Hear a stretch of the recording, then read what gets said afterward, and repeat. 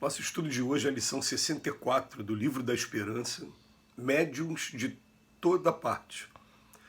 Assim como tu me enviaste ao mundo, também os enviei ao mundo. Está no Evangelho de João, capítulo 17, versículo 18.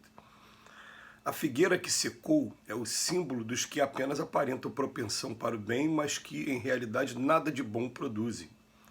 Capítulo 19, texto 9 do Evangelho segundo o Espiritismo. Os médiuns são intérpretes dos espíritos, representam para eles os órgãos materiais que lhe transmitem as instruções. Daí serem dotados de faculdades para esse efeito. Nos tempos modernos de renovação social, cabe-lhes missão especialíssima. São árvores destinadas a fornecer alimento espiritual a seus irmãos. Multiplicam-se em número para que haja alimento farto. Existem por toda parte, entre ricos e pobres, grandes e pequenos, a fim de que em nenhum ponto faltem, para que todos os homens se reconheçam chamados à verdade.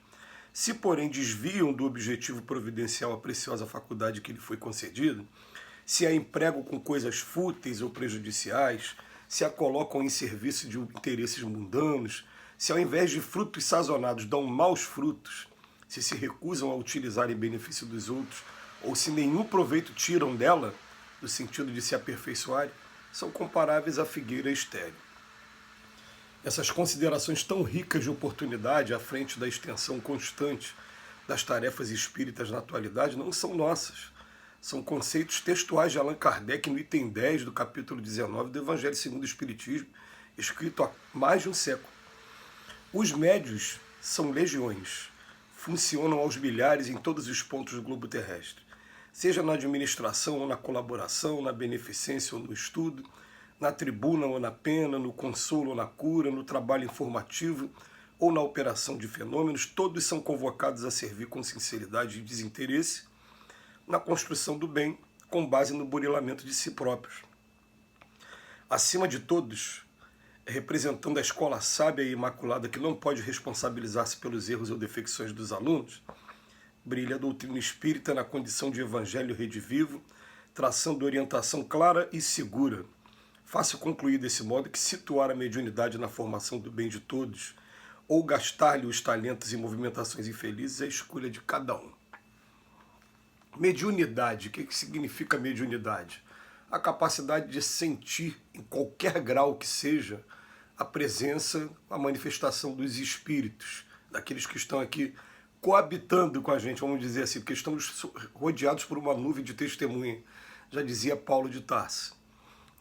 Mas normalmente se chama médium aquele que tem essa capacidade de maneira mais ostensiva, mas no fundo, todos nós somos médios, porque na verdade a nossa natureza ela é espiritual.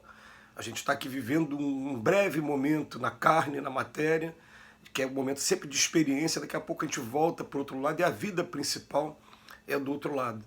Então, é natural que quanto mais próximo da infância do espírito, mais materializado ainda, mais bruto, mais selvagem ainda o espírito, é natural que quando ele comece a ter os primeiros contatos com a experiência mediúnica, ele a utilize de maneira equivocada e normalmente para fins particulares, né?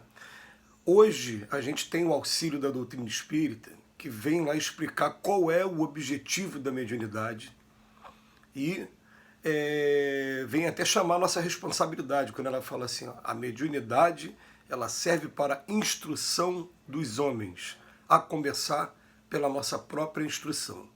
Tudo que ultrapassar isso, é de única e exclusiva responsabilidade daquele que está deixando que isso aconteça. Vocês terem uma ideia da gravidade do assunto, a comunicação espiritual foi até motivo de Moisés ter proibido com pena de morte, ameaçando de morte todos aqueles que se utilizassem da comunicação espiritual, como se faziam os oráculos na Grécia Antiga, no Egito, enfim, em vários lugares, porque isso sempre aconteceu, inclusive na Índia, com os hindus também, sempre teve essa comunicação espiritual. Mas quando se fala de oráculo, está falando assim da utilização da comunicação espiritual para fins fúteis ainda, como diz aqui na lição de hoje. Para vocês terem uma ideia, e fica aí para efeito de pesquisa, após essa proibição de Moisés, que foi uma proibição muito válida na época, porque Inclusive tinham tropas militares que faziam consulta ao plano espiritual, tomavam o caminho errado e morriam. Né? Vamos fazer uma comparação com os dias de hoje. Até os dias de hoje você vê ainda pessoas procurando a espiritualidade para saber se vai arrumar emprego, ou às vezes com objetivos muito para saber se marido ou esposa está traindo, se um time de futebol vai ser campeão, ainda motivos muito fúteis mesmo, né? Que até extrapolam aí o ponto de vista. E não aproveitam a intenção da instrução dos homens, como está sendo dito. Mas o que acontece, né, para efeito de pesquisa, é que por conta da proibição de Moisés, todos os profetas do Velho Testamento, com exceção de Enoque e Elias, foram assassinados quando descobriram que estavam tendo comunicação com espíritos. Então, o que acontece? Era uma proibição mesmo, assim como Moisés punia de morte a mulher que fosse pega em adultério, podia ser apedrejada, também se pegasse comunicação com os espíritos, também poderia ser também apedrejado também. E quando chega, outra observação, a sentença do próprio Cristo também continha esse preceito, dizendo que também ele estava sendo executado na cruz porque se comunicava com o Espírito. Quando chega no dia do Pentecoste, acontece uma explosão mediúnica, que alguns amigos de outras religiões, quando a gente vai falar sobre esse assunto, falam, não, mas ali é o Espírito Santo, ele não interessa. Sendo espiritual, era condenado para a morte. Mas ali como acontece? Galileus muito simples, muito humildes, mal sabiam falar a própria língua, muitos não escreviam, porque a gente vai ver na tradição até dos personagens bíblicos, são poucos os que têm essa cultura, que tiveram Paulo de Tarso, que tiveram Lucas, por exemplo, que era um médico e escreveu um dos evangelhos. A maioria só falava, não sabia escrever, e de repente, daqueles humildes galileus, as línguas de fogo, que era a manifestação dos espíritos, foi uma linguagem alegórica para dizer os espíritos se manifestaram e começaram a falar dentro da língua da pessoa. Estava tendo uma festa, que era a festa do Pentecoste, que é a comemoração de 50 dias, né, do êxodo, saído lá da escravidão, lá do povo judeu, da escravidão do Egito. E aí era um feriado que reunia pessoas de todos os cantos, uma grande festa. Como são as nossas festas aqui às vezes, algumas festas que a gente tem, vem pessoas de todos os lados. E aí aquele galileu simples começa a falar em romano para aquele que é romano, em grego para aquele que é grego, em aramaico para outro que é aramaico. E a pessoa fala, ué, mas ele sabe mal falar a língua dele, está falando a língua de outra, né? Ele está falando do evangelho. Naquele momento estava tendo as línguas de fogo. E qual era a intenção? Instrução dos homens.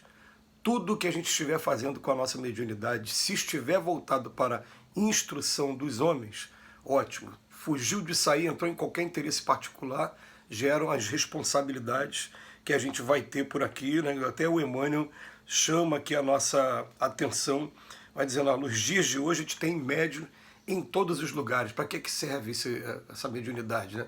Em todas as religiões, para mostrar para a gente a imortalidade da alma.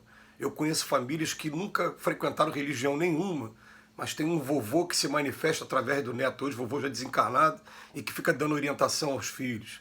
E que os filhos e os netos ficam todos ali esperando aquela oportunidade para conversar com o avô, como se o avô estivesse aqui encarnado ainda. Pegando orientação, não, meu avô pediu para eu não fazer isso, pediu para eu tomar cuidado com isso, com aquilo, com aquilo.